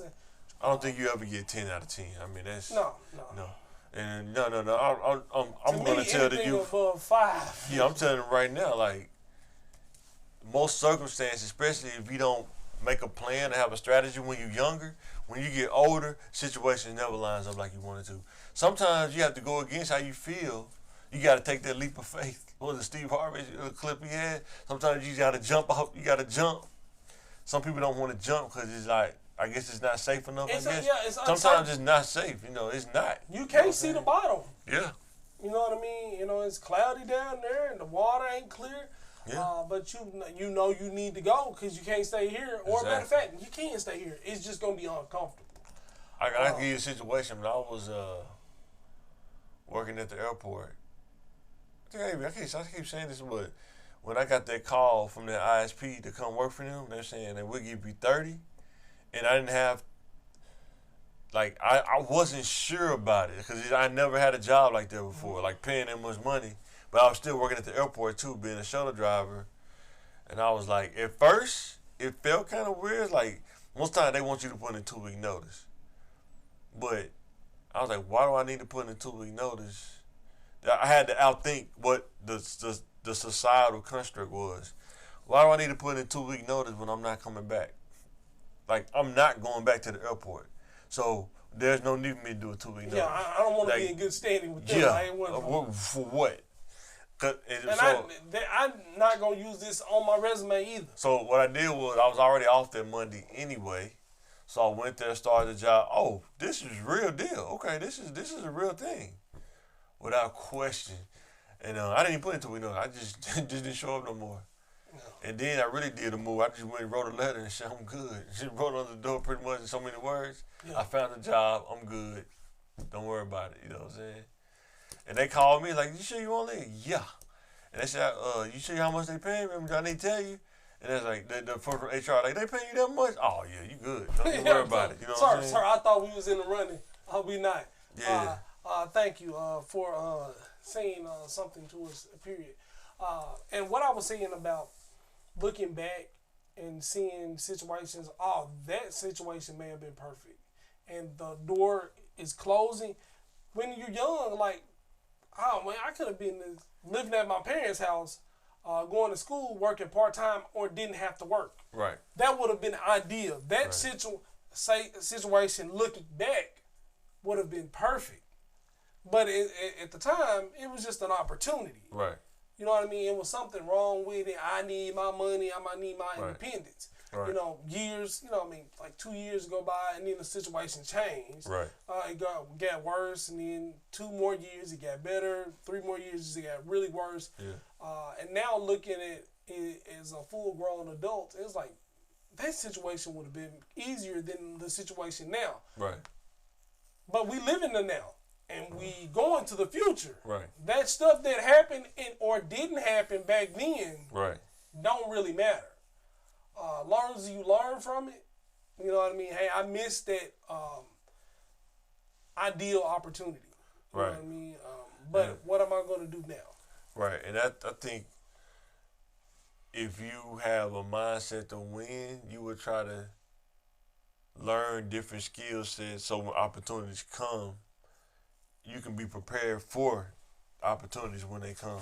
Because sometimes they always come when you're actually not prepared, or when when you're like, I ain't really want to do that yet. You know what I'm saying? And that happens a lot. You know what I'm saying? You'd be surprised, So work out, stay ready, keep that resume ready. Boy, definitely keep the resume ready. When the opportunity pops, you'll have as many ducks in a row as you can. You're not going to have all of them. No. But the things you can control, like updating your LinkedIn, having your resume, have your transcript ready. You know what I mean? Yeah. Because education opportunities could be like, you know what I mean? With the classes you already have, you can get this certification. Yeah. What classes? I got these classes. Well, can you prove it? Like, email me your transcript or da da da da. Well, man, I gotta get it. You know what I mean? So you just want to just try to be ready. So yeah. So I got a bonus question. We talking about winning mindset, right? How much confidence do a person have before turning arrogance? Matter matter of fact, please comment because I don't know. Yeah, I don't know. Because either. I know I was lost. super arrogant in my 20s. You know what I mean? Without question. But you know what I mean? And I didn't think it because y'all used to tell me, people like, man, so and so said you just off the charts. I had to learn how to use it for my advantage. I had to convert it from the gray area dating. I had to convert that over into the corporate world. I had to convert all this stuff because, hey, man, dealing with people back then, though, man, I can only imagine how people like, man, that dude is crazy, man. Yeah. But then, you know what I mean? Am I changing or am I, like, wishy-washy because I'm changing and adjusting myself in the situation I'm in? Yeah. Because, like, well, I have to tone down my confidence because you perceive it as arrogance. So I have to tone it down for you, and then I can kind of let it fly with them, and you know, and I'm changing my personality to make other people feel comfortable because the perception of them. I guess the best way I can analogy I can give you is kind of like a high-end sports car where you can change it from you can change the settings to it, where it's like the suspension is stiff, or it's sporty, or it's regular, you know what I'm saying, regular driving, man. And I guess it makes you like a Swiss Army knife at that point. Yeah, so because you're able to adjust. Kind of like Rambo, man, you know what I'm saying? Just, you drop him in the jungle, you drop him off in the woods, you drop him off, he gonna get out of there, you know what I'm saying? And some people don't understand, like, highly confidence, actually, you gotta have that, like, going into a room interviewing with, 3 people, you gotta have you gotta have the confidence to take over the room. And y'all ain't even talking about the interview no more. Y'all talking about Jerry Seinfeld or something. It ain't even about the interview no more. But you taking over the room. You know what I'm saying? But this thing that I don't. Maybe y'all guys can help me understand it. Why do the way I feel about myself bother you or affects you this much? Like, I feel, you know what I mean, I'm the best, you know what I mean, or I feel arrogantly about myself, I guess that's a word. Yeah. But why does that bother you? I feel like I deserve this amount of money, I deserve this job, or I'm going to school for this, and I speak highly of myself. Why does that bother you? Or I speak highly of my kids, or my family, or my friends. How? Because I'm not physically doing anything to you. So I think sometimes you dealing with people insecurities though. Sometimes. I just don't like. Some people ain't never dealt with a person that's how they come. They used to deal with people that's not confident. Being humble is you can be humble. You can be humble and confident at the same time. Yeah. Some people don't think that. They just think, if you're confident, you're not humble. No, that's just not true. Yeah. You know what I'm saying? Yeah, I think it's levels to confidence. Sometimes you got to turn the dial up. Sometimes you got to turn it down. Yeah, I just didn't recognize how I felt about myself. If I'm too humble, or I'm too arrogant, and too confident, or And I had to learn that because I dealt with that a lot. Because me, I was and I had to learn how to be humble and have the balance of it because. Sometimes, I don't want to, I could destroy everybody with my personality. It could be that big where it can destroy everybody in the room, or I can adjust it to where everybody's kind of like the AC you turn on 75 where it's comfortable for everybody. You know what I'm saying? I don't think I had that when I was young. I just destroy everybody. Cold air only. Everybody gonna freeze. You want to debate about that? Let's do it, and I'm gonna crush you. Well, you don't have to agree. You can't debate. Well, let's try. Let's go. Yeah. Let me show you. Yeah. But now I don't even care. Like, man, I don't have time for that. I'm too old to be arguing about that nominal stuff. You know what I'm saying? People, and I can't be concerned to people. I can't tell them what they should and should have. Right. Like, well, we got this confident, arrogant, housekeeper. Right. You know what I mean? Well, we got a doctor with low self-esteem, and he humble. You know what I mean? So which one is wrong? Like, I can go up to him, you speak up for yourself. You know what I mean? You this, and hey man, know your place. You're a housekeeper. You shouldn't be this arrogant. No, you're wrong. No, hey man. But when is it confidence turn arrogant? You feel like you're the best and you deserve the best, even though you're a housekeeper. Hey, keep that energy. Right. That's you. You know what I mean? Because sometimes, like I say, you can be confident, but you don't. Some people like, I mean, some people they exude it though. It's like they're like insanely arrogant, like smug. The world revolves around them, kind of arrogant. So I can like you smug. You're looking down on people. Yeah, and you're talking down. I didn't look down on people. So like that's that, the difference, between being speaking or thinking highly of yourself or talking about yourself and being smug and looking down on others. Yeah. See, I had the arrogance like seal the deal kind of stuff. Like say, you think about when we was dating, we was younger, right? So you gonna finish? Yeah, the red zone, kind of like the one Adams and Derwin Williams. If I get you in the red zone, it's done. Yeah. I got a playbook. My red zone efficiency. What the trust say, coach? You know what I'm saying? If I don't look down on you. I'm not saying you're not better than me because you may beat me this time. But if I get 10 yards, when I learn you though, it's done. You know what I'm saying? Yeah, you know what I'm saying. And but when you become one with a person though, it's different because you're trying to find that balance that both of you guys can coexist on. You know what I'm saying? Yeah, and then it's like I think it took years for my wife to understand like how my confidence worked. Because I told her really my confidence is like self-feeding. Like I built my own confidence. Like I didn't have a father to build my confidence. So it's a little quirky because I learned maybe in the gray area. I got my confidence in the gray area, and that ain't the place you. Cause that's why I'm 0 100. And another thing, when you're one, right? You have to have confidence. You know what I mean? It could be perceived as arrogance, even in your mate to lead. Like even if you got a good idea, it's well researched. Right. If you don't come in with that confidence, they're not going to follow. They're going to question, You know what I mean? And then if you're too confident and you're arrogant, even though you're right, well, you think you're always right, and you always are right, but you don't have to say it like that. Yeah.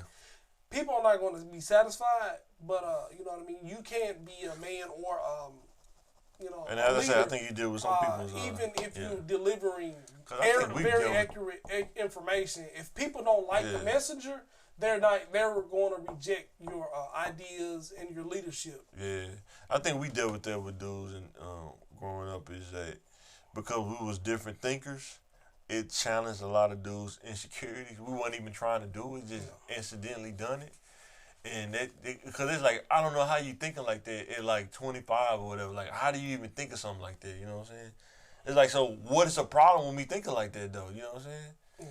Because we were thinking like, why would I want a job while I'm doing manual labor or something like that when I can get a job working in the office making triple that?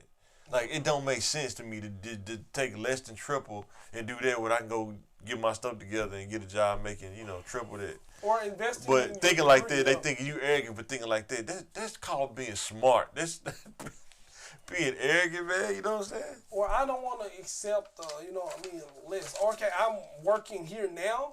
Yeah. But if I'm going to get an education, if I'm going to invest this money in education, this is what I would want when I come out of with my degree. Right. If I come out of this training, investing in myself, this is what I'm going to expect. Yeah. That's how I'm going to walk into an interview.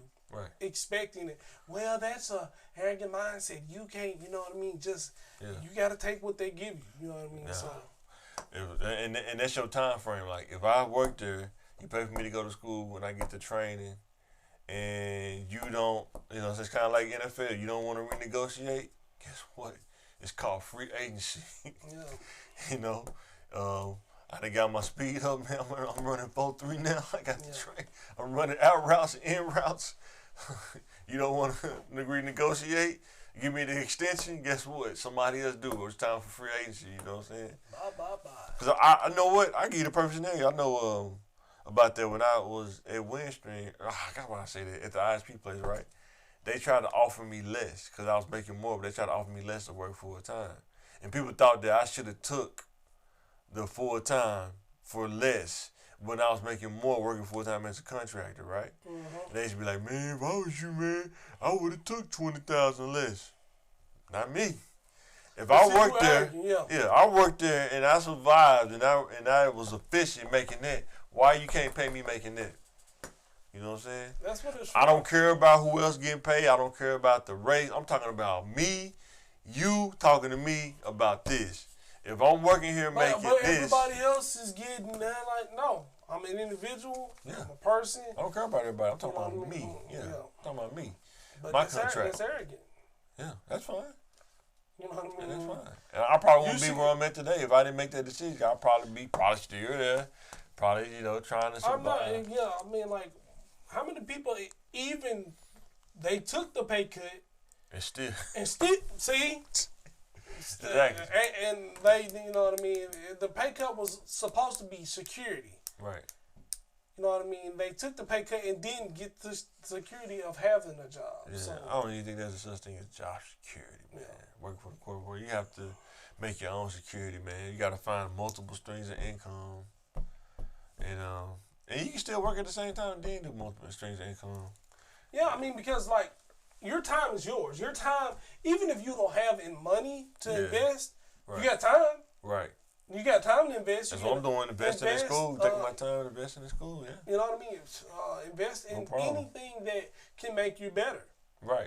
Even if it's just reading a book. Even if like the jobs, you learn your jobs. Like when I worked at the ISP, I pretty much learned like networking, like routers and switches, how this stuff really work. Because school teach you one way, but then in real life, it's a whole other way. Practical applications. You know what I'm saying? Yeah, exactly. So, even working there, when I used to work at the little nonprofit place, learn about the IT infrastructure with computers and laptops and stuff like that. How departments order all this stuff and they want all Windows and all this stuff, imaging computers and stuff. Those are skills you can't. And like I say, if I get a center, the whole IT infrastructure can build that. You know what I'm saying? We can map all that out. I got all that because I done all that. You know what I'm saying? So, but yeah, man, we're finna get ready to sign out this thing because it is about bedtime, man. Because I'm getting old, man. I ain't like in my 20s, man. We stayed up 3 in the morning playing Madden, man. And then get up at 6 and be at work at 6:30. Boy, listen to Spice One, man. Janet Jackson and Pleasure Principle, man. Playing Madden, man, simulating. You seen that? I seen Champ Bailey on the podcast, man. He still look pretty cool, man. Oh yeah. Man, that dude was shut down, man. You think he like a number 2 right after Deion? You think he'd be number 2? I mean, name somebody you can put over. Some people probably put Dale Green. No. I wouldn't do it, but some people probably I don't would. think it's the whole career. Some people try to put D Hall over him. I wouldn't do it. Now, those are speed guys. If you like speed guys, that's what I'm saying. You know what I mean? Champ was a speed guy though. Plus, but he's a technician. Plus, that dude was shut down. Yes. Plus cover. Yeah. Now, he shut down the whole half side of the field. This argument, if you would put like Charles Woodson up there. No, like as far as a cover guy, and a complete. I think corner, more cerebral. I mean the complete corner. He not the complete. He wasn't fast, bro. Look, he ran like a 4.8, man. That's not true, but okay, 4.7. I'm not debating this Hall of Fame. He was not fast. I'm not saying the Hall of Fame, but I'm saying speed. But like, if you putting Darryl Green up there, or even D'Angelo Hall, if you putting them up there, like basically for speed purposes. But Darryl Green was balling though. No, he was balling. Like we gonna take, like you said, you even mentioned D Hall, right? I wouldn't put him up. Don't say somebody would. You know what I mean? I would put. Now Rod Woodson played corner too. Oh yeah, Rod Woodson was cold, man. But you know when you can put. I think he's better safety though than he was corner. Of course. You know what I mean? And that's the thing with Charles Woodson. He was a good safety as well. So I would, put Charles Woodson in the top 5. Oh, he'll definitely be top 5, definitely. You know what I mean? I don't know about like number 2, but yeah, he'll definitely be top 5 though. But you know what I mean? So like we already got Champ at 2. Yeah. And then you got a style of play. You know what I mean? And then like if you talking about complete corners, while Charles Woodson would come up and hit. Who? Charles Woodson would hit. No, that's telling me she ain't gonna be number 2 though. You know what I mean? Yeah, that's it. He's still running 4.7. I'm not saying that don't make a difference because I'm not saying I know he can hit. So what about Ty Law? Ty Law was a safety though, wasn't he? No. Laurie Malloy was a safety. Was he? No, so he may have played safety a little bit. Bill Belichick, you don't know what position nobody played Bill Belichick. So, you know what I mean? you don't want to say, Blazing Spleed. As long as you don't say Jason Sehorn, I'm good. Man, Jason Sehorn is a top 10. Dude was whack. Man, dude ain't no top 10 corner, man. Get out of here, man. Brother, you are man, Jason Sehorn, top 10 white corner. Top 10 race aside. Nah, corner, man. you know what I mean? He had his injury, you know what I mean? Man, dude, probably like bottom 25, bro. Man, this is a 6'2" guy running a 4.3. He did not run no 4.3. Man, 4.2, 4.25. No. So, when have you seen a dude, a Caucasian corner, run a 4.2? When? I ain't never seen that, man. That's an endangered species, man. Dude will get paid so much if he did, bro. If a Caucasian corner came to the combine and ran a 4.2, dude will get paid so much, bro. I mean, he probably be the number one pick. He was the first rounder. Because he wasn't fast though. Look at Don Beebe, man. Adam Marcelletta probably was faster than Jason Sehorn, and he wasn't even fast. Man, they said Adam Marcelletta ran a 4.3. Because he had a highlight tape. That's why. Lifted weights, doing those little polymetric exercises, and got burnt. I'm trying to see who burnt him. It's like Tom Jackson's ass. You can tell that it's not 4.3 speed. Well, Tom Jackson will put you in your place. Oh, man, yeah. But Jason Sehorn wasn't that fast. I ain't going to let you get away with that one. So top 5, you got what? Deion, Champ. Well, you put Charles Woodson at 5. I think I'll put him at 4, though. I'll probably put him at 4. Charles Woodson at 4. I'm trying to think who would be that third corner, because there's so many that slip in my mind that corner, man. What about Sherman? Reeves? I ain't too much care for Reeves like that. I mean, but that's your personal opinion. What about his numbers? Patrick Peterson, Hayden. Patrick Peterson was on PEDs, though. You got kind of. He was on that juice. I think it's some other corner I'm thinking about. Sante Samuel. Sante Samuel was pretty good too. His son. Do he got a son in the NFL? Sante Samuel Jr. Yeah, he was balling for the Seattle. I think that he had an interception last week. Damn, I'm trying to think of some other corners. So you wouldn't. Nah, he wasn't one. I think you wouldn't put Sherman in there. He'll probably be in the top 10. I don't know if he'd be in the top 5 though. Interceptions. It's his system. I think he was more of a cover 3 corner.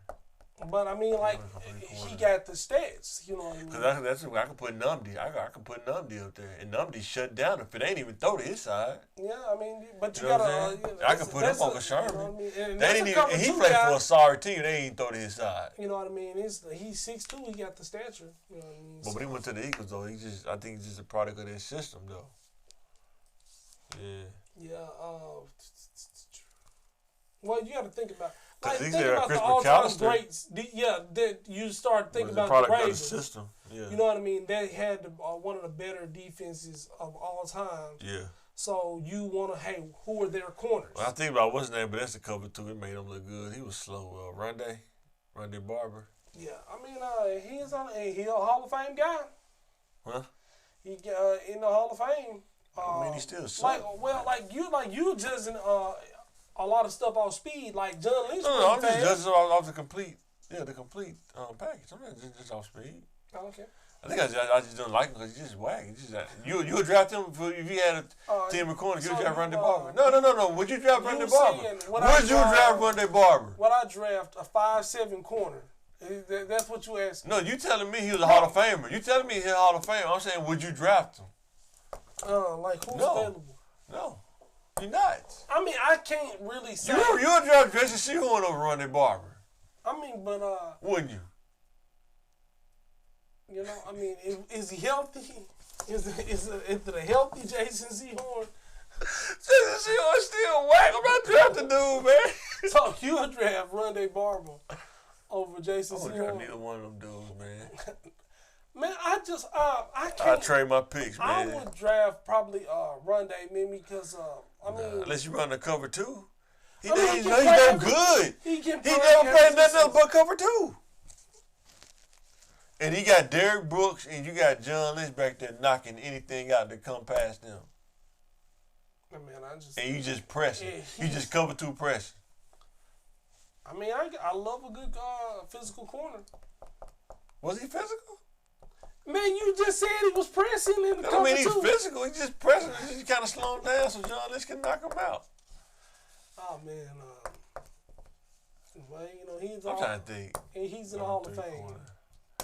I might have to put Derrick Green in number 3, man. Derrick Green, that dude was cold, man. I'm trying to think. It's another corner. It's in my head. I just can't think of it. Now, Ronnie Lott played safety. He didn't play corner. He played safety. Ronnie Lott was good, too. Any dude that'll cut his finger off to keep playing, like Michael Irvin said. That's a cold-blooded dude, man. But, yeah, we'll see in debate for day. We might have to do an all-sports show. Talk about top 5 positions, every position or something, man. Have to do that. I might even have to put this part on the CTM Sports section, man. But, yeah, man, we finna sign out, man. And hit the like button, share, subscribe. You know, we see a lot of people viewing it, but they not subscribed. We just ask you, please subscribe. Help us get the word out. Episode 31 in the books. We'll take questions, comments, yeah, concerns. Questions, comments, any topics you want us to talk about dealing with the youth. You know what I'm saying? We can hit on those topics because, like I say, we didn't grow up in Mr. Rogers' neighborhood. We definitely didn't have the white picket fence, you know what I'm saying? Green Acres, we didn't grow up in Green Acres, you know what I'm saying? So let us know. We can break it down.